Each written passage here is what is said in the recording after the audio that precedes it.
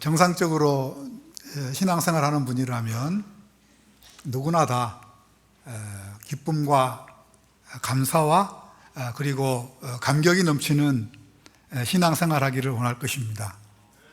그렇죠?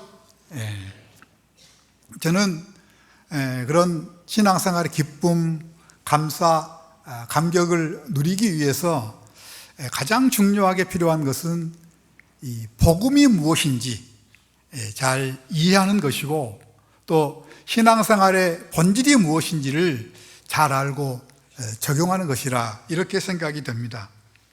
마치 학생들이 공부를 효과적으로 잘하기 위해서 자기가 하는 공부의 중요한 부분이 무엇인지, 또 핵심이 무엇인지를 아는 것이 필요한 것처럼, 우리가 복된 신앙생활, 또 은혜가 충만한 신앙생활을 원한다면 우리가 복음을 잘 알아야 되고, 또 신앙생활의 본질을 잘 알아야 될 줄로 믿습니다. 그런 측면에서 보면 오늘 본문은 그렇게 길지 않지만 우리에게 신앙생활의 본질이 무엇인지, 또 복음이 무엇인지를 잘 알려주는 말씀 가운데 하나라 이렇게 생각이 됩니다. 본문을 한번 보겠습니다. 14절을 보시면 이렇게 말씀하고 있습니다. 요한이 잡힌 후 예수께서 갈릴리에 오셔서 하나님의 복음을 전파하였다, 이렇게 말씀을 하고 있습니다. 그러니까 지금 예수님의 공생의 사역을 시작하는 시점에 그 예수님의 사역을 요약해서 말씀했는데, 예수님의 사역을 한마디로 하나님의 복음을 전파하셨다, 이렇게 말씀하고 있습니다.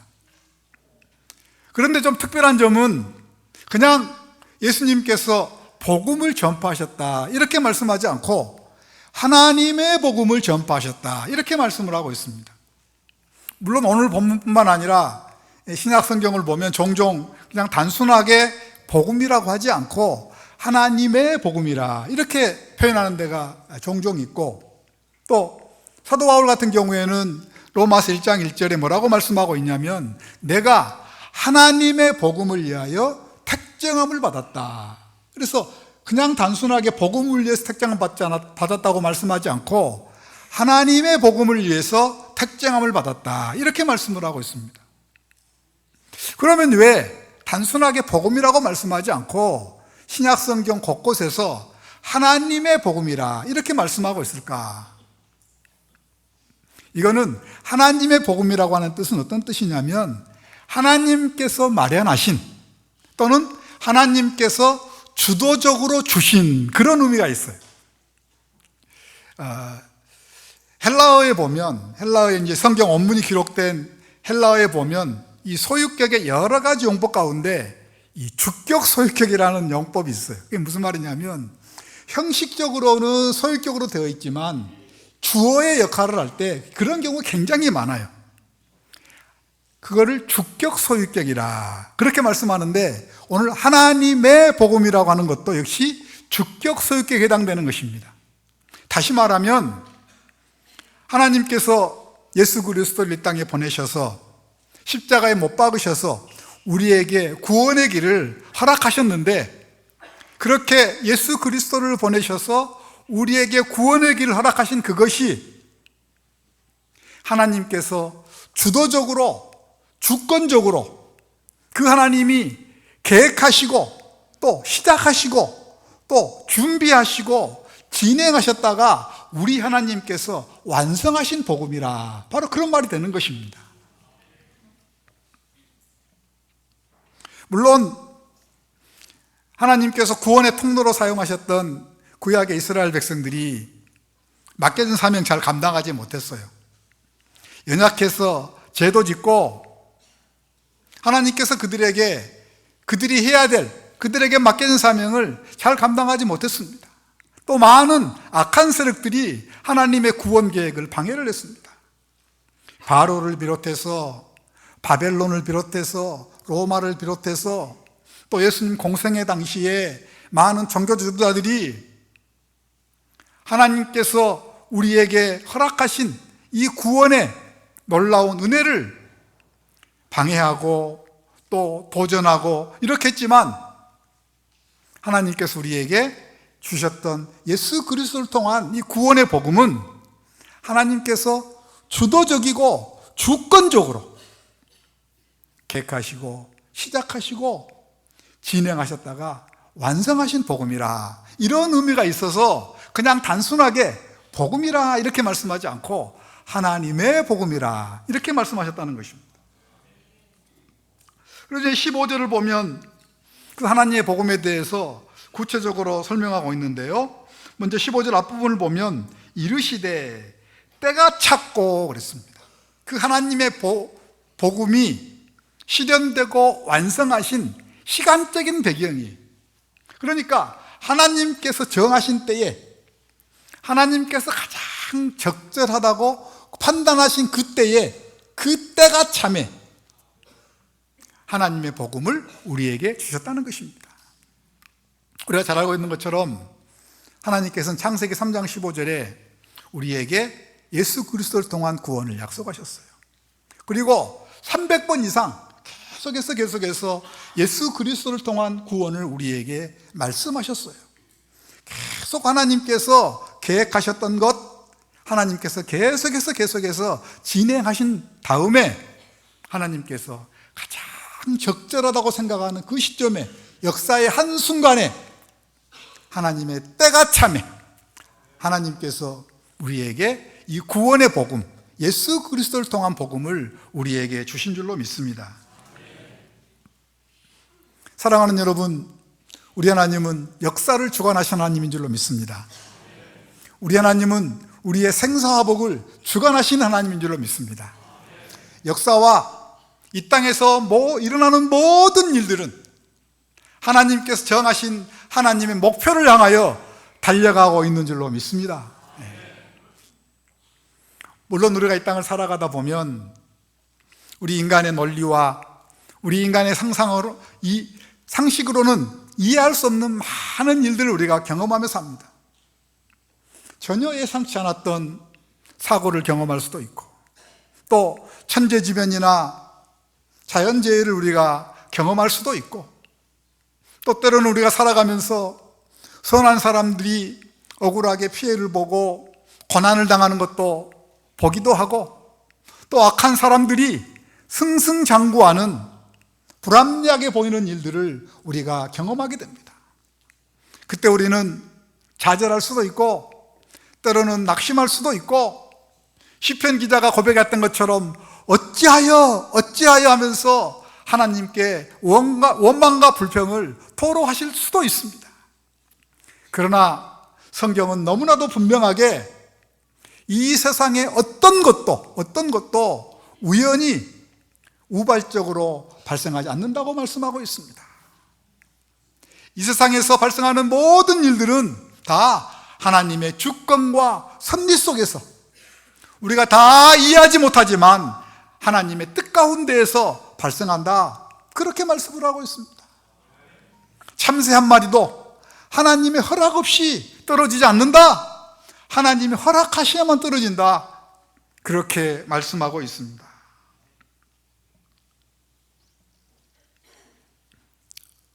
하나님의 복음이 실현되고 완성될 때도 역시 똑같은 일들을 우리는 경험을 했습니다. 우리가 구약의 마지막 성경인 말라기서부터 신약 성경 사복음서까지는 한 400년의 역사적 기간이 있었습니다. 근데 성경은 그 400년 역사 기간 동안의 일들에 대해서 말씀하지 않습니다. 뿐만 아니라 그 400년 동안에는 이스라엘 민족들에게는 아주 수치스럽고 괴로운 일들이 일어났습니다. 마치 하나님이 잠잠하게 계시고 하나님이 아무것도 안 한 것처럼 보이는 칠흑 같은 어두움들을 그들은 경험을 했습니다. 하나님을 믿는 이스라엘 백성들이 이방 신들을 섬기는 나라에 의해서 침략이 되고 또 지배를 받았습니다.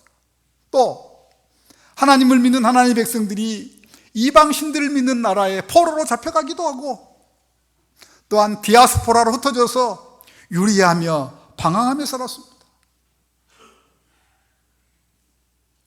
하나님을 믿는 이스라엘 백성으로서는 극히 자존심이 상하는 일이었고, 때로는 이해할 수 없는 일이었고, 때로는 좌절과 원망이 가득 찬 일이었습니다. 하나님은 잠잠하신 것 같았습니다.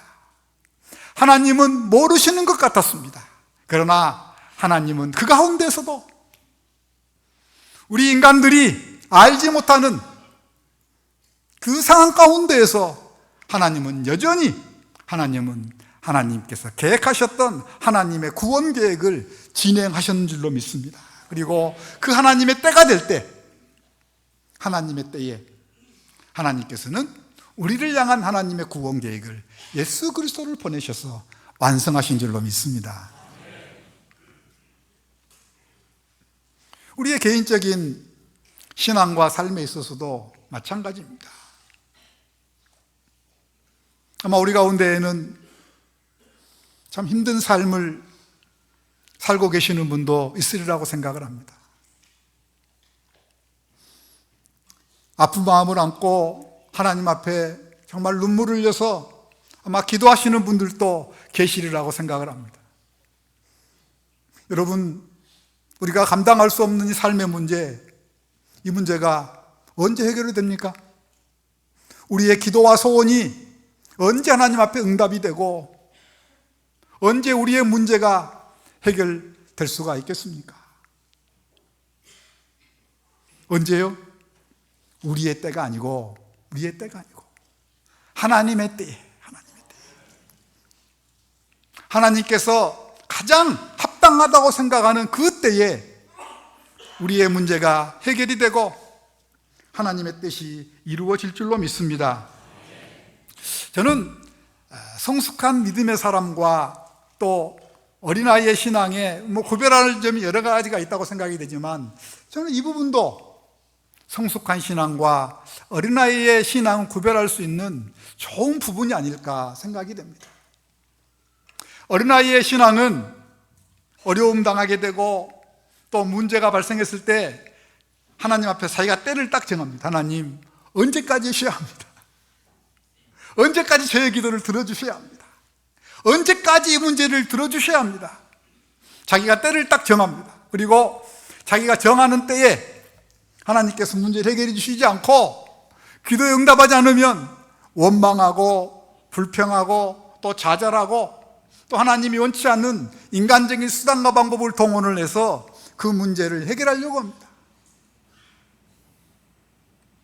그러나 성숙한 믿음의 사람은 그렇지 않습니다. 물론 우리가 문제가 생기고 기도할 때 하나님 어떻게 해결해 주시고 또 가능하면 언제까지 해결해 주십시오, 이렇게 기도하지만 자기들의 생각과 원함대로 되어지지 않는다고 할지라도 잠깐 낙심할 수 있지만 결코 원망하거나 또 인간적인 수단과 방법을 동원하지 않고 하나님의 주권과 섭리를 믿고 주님의 때에 우리 주님이 가장 아름답게 이루어질 것을 믿고 신실하게 믿음의 길을 가는 그 사람은 성숙한 믿음의 사람인 줄로 믿습니다.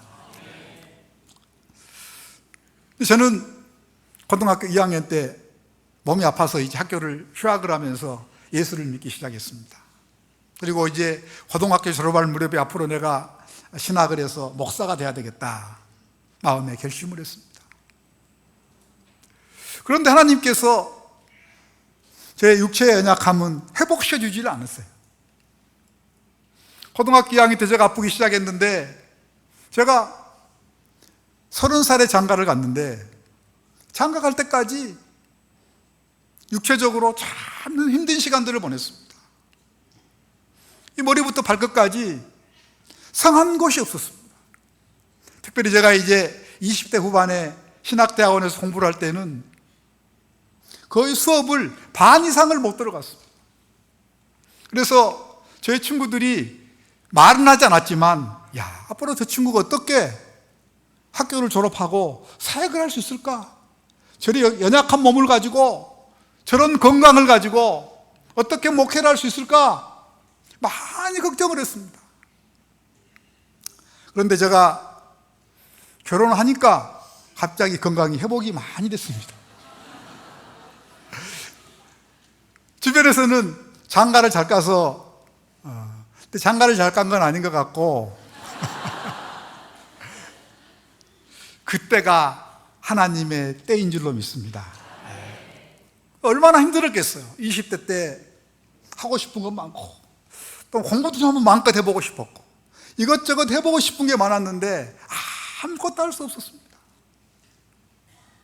때로는 좌절하기도 하고 때로는 낙심하기도 하고, 왜냐하면 저는 이미 목사가 되기로 이미 결심을 하고 목사가 되는 과정들을 받고 있는데 인간적으로 보면 참 안타까운 일들이 저에게 일어났습니다. 근데 제가 돌이켜보면 하나님께서 저에게 그런 시간을 주신 게 얼마나 감사한지 모릅니다. 왜냐하면 제가 저를 알거든요. 그렇게 하지 않으면 하나님 앞에서 하나님의 종으로 쓰임받기에 너무나 부족했기 때문에 하나님께서는 그 시간을 활용하여서 저를 훈련시키시고 저를 단련시키시고 더욱 하나님께 합당한 사람으로 저를 계속해서 하나님의 주권과 하나님의 섭리 속에서 저를 만들어 가시다가 하나님께서 가장 적절하다고 생각하신 그때에 하나님께서는 저의 건강을 많이 보셔주셨습니다. 그래서 제가 유학을 가고 7, 8년 동안 가서 공부하고 지금 와가지고 이제 한 20년 이상 제가 목회자 후보생들을 가르치는 그 자리에서 지금 제가 사역하고 있는 것입니다. 그 이후에도 하나님께서 종종 저에게 브레이크를 밟으실 때가 있습니다. 그럴 때 하나님께 정말 저는 감사합니다. 하나님이 브레이크를 밟으실 때마다 이 속에 하나님의 뜻과 섭리가 계시는구나, 내 때가 아니라 하나님께서 정하신 때가 계시구나, 그리고 하나님께서 정하신 그 때에 가장 아름다운 열매로 하나님께서 역사하실 것이구나, 그 믿음이 저에게 분명하기 때문에 때로는 하나님께서 브레이크를 밟으실 때에도 오히려 저는 하나님께 감사하는 그 믿음을 갖게 되었던 것입니다. 여러분들 신앙생활의 본질이 무엇입니까? 그거는 하나님의 주권과 섭리를 인정하는 것입니다. 그리고 내 때가 아니라 하나님의 때를 신뢰하고 그 신실하신 하나님을 믿고 믿음의 길을 달려가는 것, 그것이 신앙생활의 중요한 본질 가운데 하나인 줄로 믿습니다. 그러면서 이제 계속해서 그 하나님의 복음의 핵심이 무엇인지를 말씀을 하고 있습니다. 때가 찼고 하나님의 나라가 가까웠다. 하나님의 복음의 핵심이 뭐냐면 하나님 나라의 임함입니다. 하나님 나라의 임함이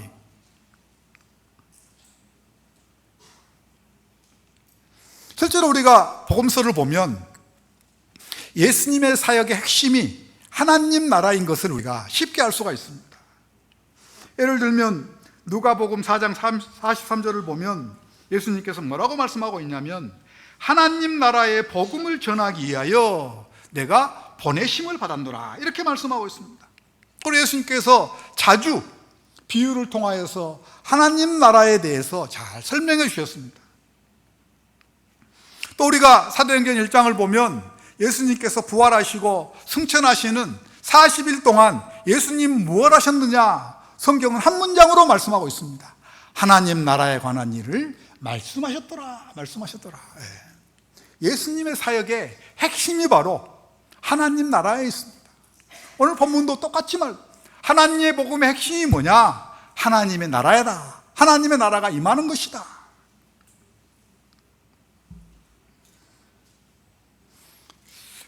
그럼 하나님의 나라가 임한다고 하는 것은 무엇일까?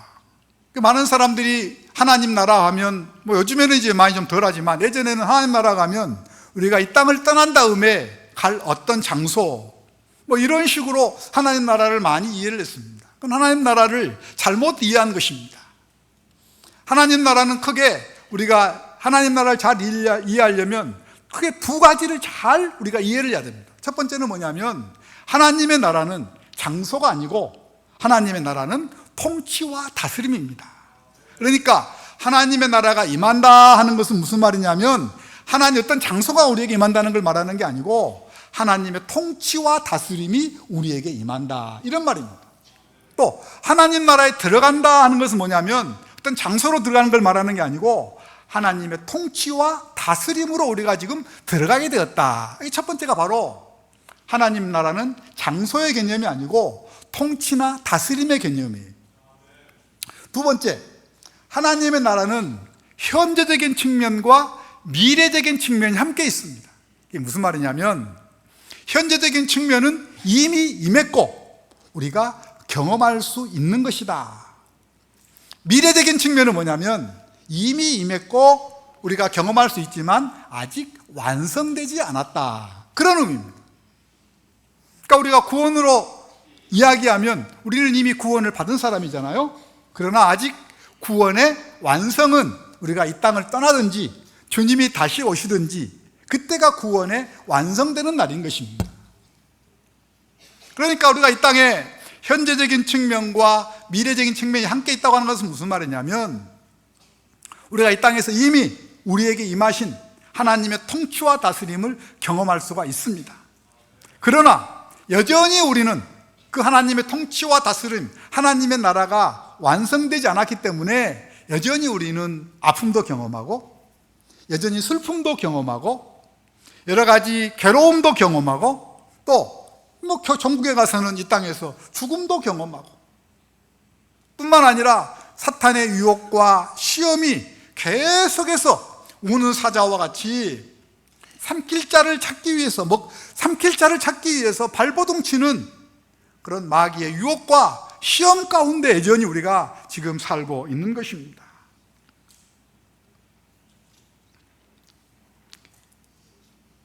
그러면 예수님을 통하여서 우리에게 주신 복음의 핵심이 하나님의 통치와 다스림이고 우리가 이미 지금 경험하고 아직 완성되지 않았지만 경험하고 있게 되는 이 하나님의 나라가 우리에게 임하게 되면 우리가 이 땅에 살면서 어떤 은혜와 복을 우리가 누리게 될까? 그거는 예수님의 사역을 잘 보면 하나님의 나라가 임하게 되었을 때 하나님의 통치와 다스림이 우리에게 임하게 되었을 때 우리가 누릴 복이 무엇인지를 알게 되는데요, 예수님의 공생애와 사역을 하시면서 가장 대표적인 사역이 두 가지입니다. 하나는 예수님께서 마귀와 싸워서 이기시고 또 마귀에게 사로잡힌 자들을 해방시켜 주셨습니다. 예수님이 공생애를 시작하시면서 40일 금식 기도한 다음에 마귀의 시험에서 이기셨습니다. 또 복음서를 보시면 예수님께서 사탄에게 사로잡혀 있는 사람들을 해방시켜 주시고 그 사람에게서 사탄을 쫓아내시는 것들을 볼 수가 있습니다. 그러면서 요한일서 3장 8절을 보면 뭐라고 말씀하고 있냐면 예수께서 마귀의 일을 멸하기 위해서 오셨다, 이렇게 말씀을 하고 있습니다. 이게 첫 번째고요. 또 하나 예수님의 중요한 사역이 뭐죠? 예수님께서 병자를 고치셨습니다. 지체장애가 있는 분들, 시각장애가 있는 분들, 청각장애가 있는 분들 예수님께서 치료해 주셨습니다. 그들을 회복시켜 주셨습니다. 삶의 문제를 경험하고 있는 사람들 또한 그 문제를 해결해 주셨습니다. 예수님께서 땅에 오셔서 하셨던 가장 중요한 일은 마귀를 쫓아내시는 일이고 병자와 문제를 고치시고 회복시켜 주시는 일이었습니다. 그러면 그것이 오늘날 우리에게 어떻게 적용될까요? 마귀를 쫓아냈다고 하는 것은 단순하게 그냥 문자적으로 마귀를 쫓아내는 것에 해당하는 거지만 마귀를 쫓아냈다고 하는 것은 마귀에게서 해방시켜 주셨다고 하는 것은 조금 넓은 의미에 보면 우리가 사로잡혀 있던 것들, 그것에 질질 끌려다니면서 하는 것들 가운데에서 우리를 해방시켜 주셨다, 그런 의미가 되는 겁니다. 어떤 사람은 돈에 얽매여서 그 돈에 끌려다니면서 사는 사람들이 있습니다. 어떤 사람은 명예에 얽매이고 명예에 끌려다니면서 불안해하고 초조해하며 사는 사람이 있습니다. 어떤 사람은 세상의 쾌락에, 어떤 사람은 자녀들이 우상이 되어서 그것에 얽매여서 그것에 끌려다니면서 이 땅을 사는 사람들이 있습니다.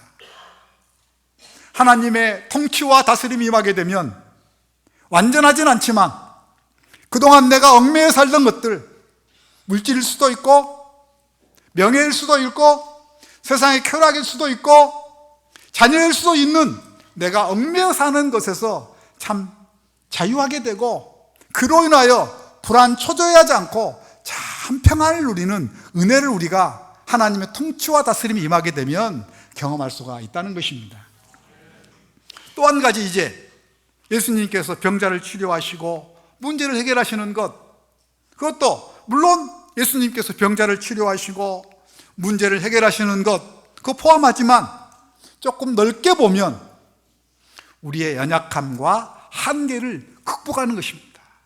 우리가 이 땅에 살아가면서 우리는 늘 자주 우리의 한계를 경험합니다. 우리 인간이 가지고 있는 한계를 경험합니다. 또 우리 인간이 가지고 있는 연약함을 경험합니다. 내가 하고 싶지만 내가 가지고 있는 인간의 한계 때문에, 연약함 때문에 내가 경험하고 있는 이 문제도 역시 마찬가지고, 우리가 이 땅을 살아가다 보면 우리는 끊임없이 우리 인간이 가지고 있는 연약과 한계를 가지고 있는데 하나님의 통치가 임하게 되면 우리의 연약함과 우리의 한계가 극복되는 줄로 믿습니다. 극복되는 줄로 믿습니다. 그러니까 예수님을 통해서 임하게 되는 그 하나님의 나라, 하나님의 통치와 다스림, 그것을 우리가 경험하게 되면 그동안 우리가 얽매여서 불안하고 초조했던 삶이 이제는 그것에서 해방이 되어서 참 자유와 평안을 누리는 삶으로 바뀌게 된다. 또 그동안 연약함과 한계를 계속해서 경험하며 살았는데 완전하진 않지만 하나님의 통치와 다스림이 임하게 되면 우리의 연약함과 우리의 한계가 극복되는 그러한 삶을 살 수 있다. 그렇기 때문에 우리가 주기도문에서 기도하는 것처럼 하나님의 나라가 임하기를 원합니다. 하나님의 통치와 다스림이 임하기를 원합니다. 그래서 내가 그동안 얽매였던 것에서 참 자유와 평안을 누릴 수 있도록 은혜를 베풀어 주시고 나의 연약함과 한계가 극복되는 은혜를 베풀어 주옵소서, 이렇게 기도하고 이렇게 사모해야 될 줄로 믿습니다. 그러면 오늘 본문을 보니까 우리의 어떤 하나님의 통치와 다스림을 경험해서 얽매인 것 해방이 되고 우리의 연약함이 극복되기 위해서 우리에게 필요한 것이 있는 것을 말씀하고 있습니다. 15절 뒷부분을 보면 회개하고 복음을 믿어라, 회개하고 복음을 믿어라, 이렇게 말씀을 하고 있습니다. 우리가 해야 될 일은 뭐냐면 하나님의 통치, 하나님의 다스림을 경험하기 위해서 우리가 해야 될 일이 뭐냐면 회개하는 것이고 복음을 믿는 것입니다. 여러분, 회개가 뭐예요? 회개는 물론 아까 이제 우리가 예배를 시작하면서 하나님 앞에 우리의 죄를 고백했습니다. 물론 여기 회개에 포함되어 있습니다. 또 때로는 하나님 앞에서 눈물을 흘리며 통곡하며 우리의 죄 문제를 하나님 앞에 고백할 수 있습니다. 그러나 그거는 반쪽짜리 회개입니다. 진정한 회개는 물론 그런 우리의 입술의 고백을 포함하지만 진정한 회개는 뭐냐면 우리의 삶의 방향을 바꾸는 것입니다. 하나님께 합당치 않았던 나의 신앙과 삶, 나의 말과 행동, 나의 삶의 목표, 그것을 내려놓고 하나님께 합당한, 하나님이 기뻐하시는 말과 행동, 우리의 삶의 목표, 삶의 방향, 그쪽으로 우리의 삶을 바꾸는 것, 우리의 신앙과 삶을 바꾸는 것, 그것이 회개입니다. 그것이 회개. 복음을 믿는다는 건 뭐예요? 복음을 믿는다고 하는 것은 하나님의 주권과 섭리 가운데에서 우리에게 허락하신 복음 되신 예수님을 나의 구원자로 받아들이고 뿐만 아니라 그분을 나의 신앙과 삶의 주인으로 인정하고 고백하는 그것까지를 우리는 복음을 믿는 것이라, 이렇게 말씀하고 있습니다.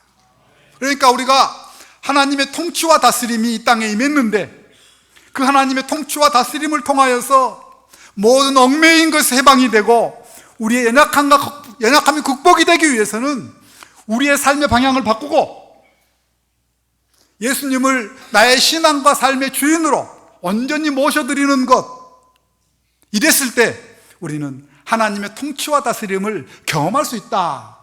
이렇게 오늘 본문은 우리에게 말씀해주고 있습니다. 그런데요, 오늘 본문을 보니까 우리말 성경에는 명확하게 나와 있지 않지만 회개하고 복음을 믿으라, 이게 이제 현재형으로 되어 있어요. 현재형으로. 이 신약 성경을 보면 회개하다, 복음을 믿다, 이게 이제 크게 두 가지 시제로 되어 있어요. 하나는 과거 시제로 되어 있는 경우도 있고, 또 하나는 오늘 본문처럼 현재형으로 되어 있는 것이 있어요. 그런데 헬라어를 보면 과거와 현재의 차이점은 뭐냐면, 과거와 현재는 뭐 시간이라든지 순서의 차이는 별로 없어요. 헬라어에서 과거는 중요한 특징이 뭐냐면 단회적인 행동이에요. 한 번 하고 딱 끝나면 그것은 과거래요. 그러나 현재형은 뭐냐면 계속 반복되는 행동을 말할 때는 현재형을 쓰는 거예요. 그러니까 우리가 예수를 믿는 순간, 그러면 이제 하나님의 자녀가 되고 하나님의 통치를 경험할 수 있잖아요. 그때 회개하고 믿으라고 하는 것은 그때는 성경을 보면 과거형으로 되어 있어요. 이해가 되세요? 무슨 말인지? 네. 대답이 별로 없으시네요. 이해가 되세요? 현재형으로 되어 있다고 하는 것은 무슨 말이냐면 우리에게 임한 하나님의 통치와 다스림을 계속해서 더 풍성하게, 더 능력 있게 경험하기 위해서 우리가 계속해서 해야 될 일이 있다는 겁니다. 그게 뭐냐면 바로 계속해서 회개하는 것이고, 계속해서 복음을 믿는 것입니다. 그게 바로 현재형이 회개하라, 복음을 믿으라고 하는 그 단어가 현재형으로 되어 있는 것의 의미가 되는 거예요. 그러면 계속해서 회개한다는 말은 무슨 말이에요? 계속해서 더욱더 우리 주님을 나의 신앙과 삶의 주인으로 더욱더 온전히 인정하는 것.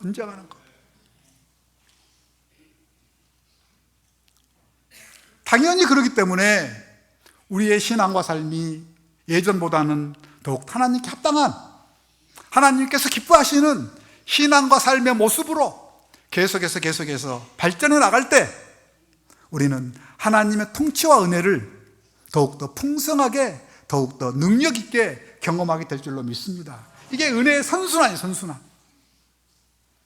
또 계속해서 믿는다고 하는 것은 무엇을 의미하냐면, 여러분, 우리의 신앙생활은 누가 나의 주인 되느냐의 싸움이에요. 내가 나의 주인 되는 삶을 사느냐, 아니면 나는 내려놓고 주님이 나의 주인 되는 삶을 사느냐, 이 싸움이에요. 하나님의 성령이 나를 지배하는 삶을 사느냐, 악한 영이 나를 지배하는 삶을 사느냐, 바로 그 싸움이에요. 복음을 믿는다고 하는 것은 계속해서 더욱더 내 자신을 점점 더 줄여주고 내 안에 주님이 나에게 더욱더 주인이 되어지는 삶, 더욱더 악한 세력들에 지배받는 삶이 아니라 하나님의 성령이 나를 지배하는 그 삶, 그 삶을 사는 것이 바로 복음을 믿는 것, 계속해서 복음을 믿는 삶인 줄로 믿습니다. 우리는 예수 그리스도를 믿음으로 말미암아 과거에 우리의 삶의 방향을 바꿔서 예수님을 나의 구원자로, 나의 신앙과 삶의 주인으로 인정하는 그 순간에 하나님의 통치에 이미 들어와 있습니다. 그러나 주님께서는 우리가 주님 앞에 가는 그날까지 계속해서 그 하나님의 통치와 다스림을 더욱더 능력 있고 더욱더 풍성하게 누려서 이 땅에 살면서 진정한 기쁨과 진정한 자유와 진정한 행복을 누리는 신앙생활을 하고 하나님께 영광 돌리는 삶을 살기 위해서 계속해서 우리의 삶의 방향을 바꾸고 내 자신을 점점 더 내려놓고 내 삶의 주인을 주님으로 인정하고 실제로 그렇게 살아가는 그 삶을 살게 될 때 우리가 더욱더 큰 하나님 나라의 하나님의 통치와 다스림을 경험하게 된다. 오늘 본문이 이렇게 말씀하고 있습니다. 우리 김포교회 사랑하는, 성문교회 사랑하는 모든 성도님들, 계속해서 회개하는 삶을 살기를 축원합니다. 계속해서 주님의 복음을 믿고 인정하는 그런 삶을 살기를 바랍니다. 그래서 이 땅에 살아가면서 놀라운 하나님의 통치와 다스림을 풍성하게 더 능력 있게 경험하는 복된 성도들이 되기를 주님의 이름으로 축원합니다. 기도하겠습니다.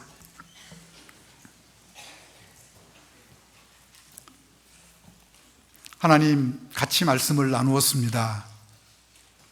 말씀을 듣는 자리에 머무르지 않게 하고 이 말씀대로 순종하는 삶을 살 수 있도록 은혜를 베풀어 주옵소서. 예수님의 이름으로 기도하옵나이다. 아멘.